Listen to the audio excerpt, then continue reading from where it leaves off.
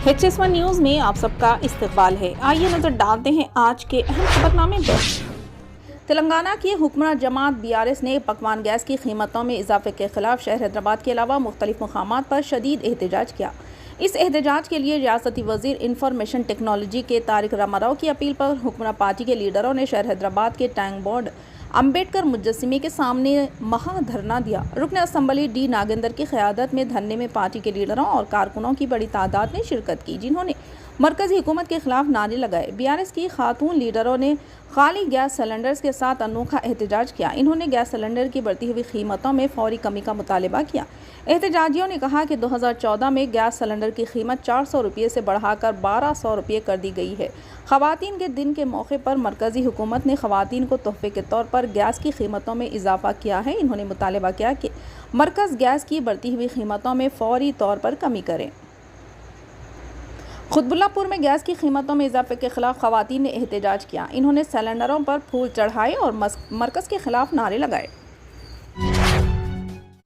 कुल हिंद मजलिस इत्तेहादुल मुस्लिमीन की जानिब से मरकज़ी दफ्तर दारुस्सलाम में पार्टी का 65वां यौम तासीस बेहतरीन पैमाने पर मनाया गया, जिसमें कुल हिंद मजलिस इत्तेहादुल मुस्लिमीन के सदर मोअज़्ज़िज़ रुकन पार्लियामेंट हैदराबाद जनाब बैरिस्टर असदुद्दीन ओवैसी साहब के साथ चंद्रायन गुट्टा रुकन असम्बली जनाब अकबरुद्दीन ओवैसी साहब और पार्टी के तमाम अरकान असम्बली कॉरपोरेटर्स कारकुनान मौजूद थे। इस मौके पर मजलिस के दफ्तर पर परचम कुशाई की गई और सदर मजलिस ने जलसे से खिताब करते हुए मजलिस की तारीख बयान की और जुल्म का शिकार होने वाले मरहूम नासिर और जुनैद मेदक के रहने वाले अब्दुल खदीर मरहूम के अफराद ख़ानदान को मजलिस की जानिब से माली इमदाद का ऐलान किया।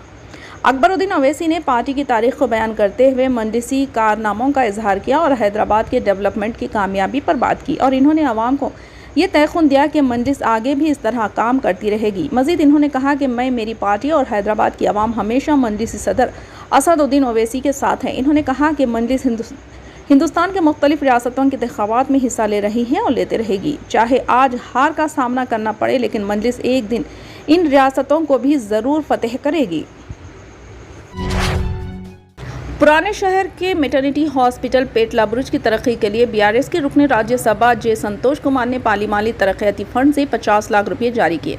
संतोष कुमार की पैदाइश इसी हॉस्पिटल में हुई और उन्हें इस हॉस्पिटल की तरक्की से शख्सी लगाव है। संतोष कुमार ने कहा कि मेरी ज़िंदगी में पेटला बुरुज हॉस्पिटल खुसूसी मुकाम रखता है। इन्होंने हॉस्पिटल की तरक्की के लिए MP तरक्याती फ़ंड से मदद करने का तयख़ुन दिया था। वादे के मुताबिक इन्होंने 50 लाख रुपये का चेक वज़ीर सेहत T हरीश राव के हवाले किया।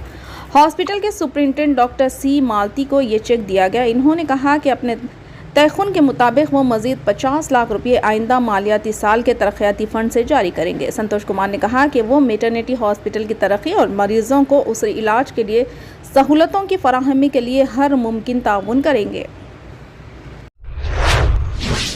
रियासत तेलंगाना के ज़िले मेदक टाउन में चंद अयाम कबल पुलिस की पिटाई के सबब अब्दुल खदीर खान नामी शख्स की मौत हो गई थी। पुलिस तहवील में बरबरेत के सबब हुई मौत के बाद मेदक, हैदराबाद समेत रियासत के मुख्तलिफ अजला में इस वाक़े के खिलाफ आवाज़ें बुलंद की गई और खातिब पुलिस अहलकारों के खिलाफ कार्रवाई का मुतालबा किया गया। हैदराबाद के समाजी कारकुनों ने 17 रुकनी फैक्ट फाइंडिंग कमेटी तश्कील दी, जिसमें हैदराबाद की मशहूर व मारूफ समाजी कारकुन खालिदा परवीन समेत दीगर अफराद इस कमेटी में शामिल हैं। आइंदा साल यानी 2024 में होने वाले लोकसभा इंतखाब को लेकर सभी कौमी व रियासती पार्टियों ने तैयारियां अभी से ही शुरू कर दी है।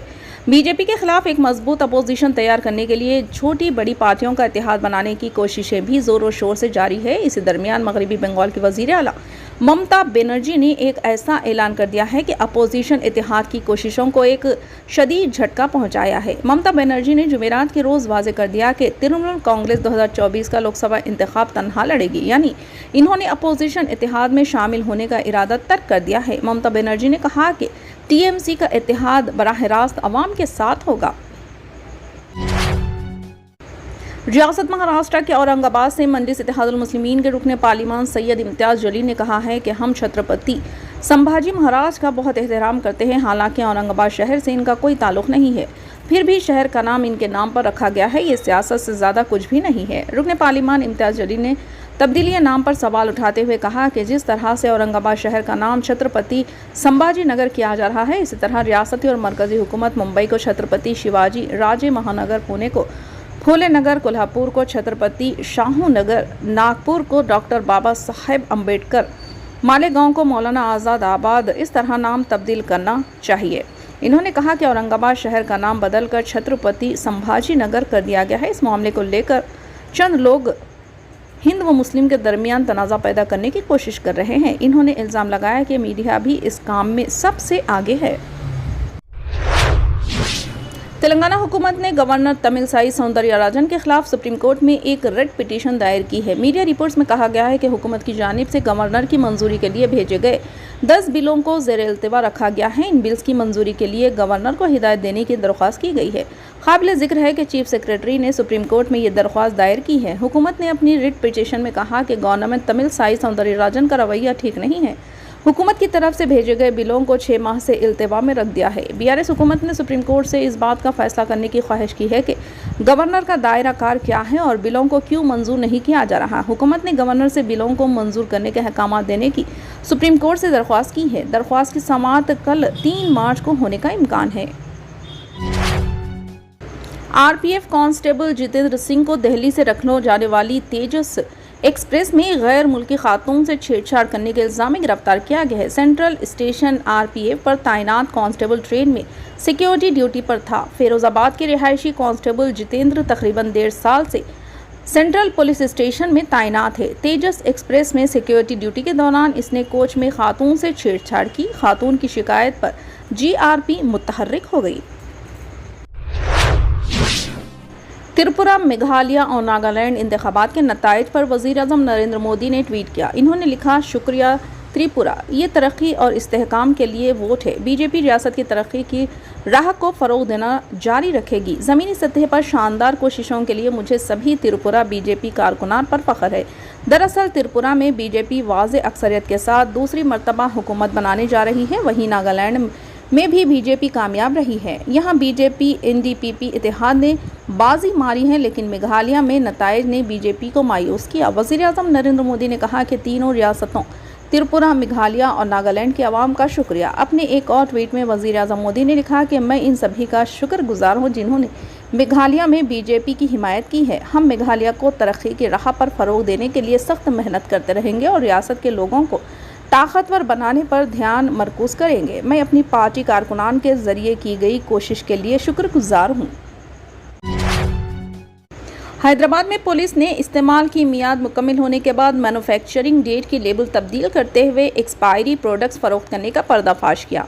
रचाकोंडा पुलिस ने बताया कि एक टोली गुज़िश्ता 6 माह से मुंबई और दीगर मुकामात से इस्तेमाल की मियाद मुकम्मल होने के बाद अशिया कम कीमत पर खरीद कर इस पर नकली स्टिकर्स चिपका करके फ़रोख्त कर रही थी। पुलिस ने इस मामले में नरेश, रहीम और उमाकांत को गिरफ्तार करके लाखों रुपये मालियाती अशिया जब्त कर ली। इनके पास से चॉकलेट्स, बालों का तेल, रोज़ वाटर, आइसक्रीम, स्प्रे, साबुन, चिप्स, विस्पर वगैरह शामिल है। ये टोली माल बनाने की खातिर लोगों की जान से खिलवाड़ कर रही थी। पकड़े जाने वाले मुलाजिमीन बताए गए हैं, जबकि असल मुलजिमीन जो फरारी में हैं, पुलिस उन्हें तलाश कर रही है।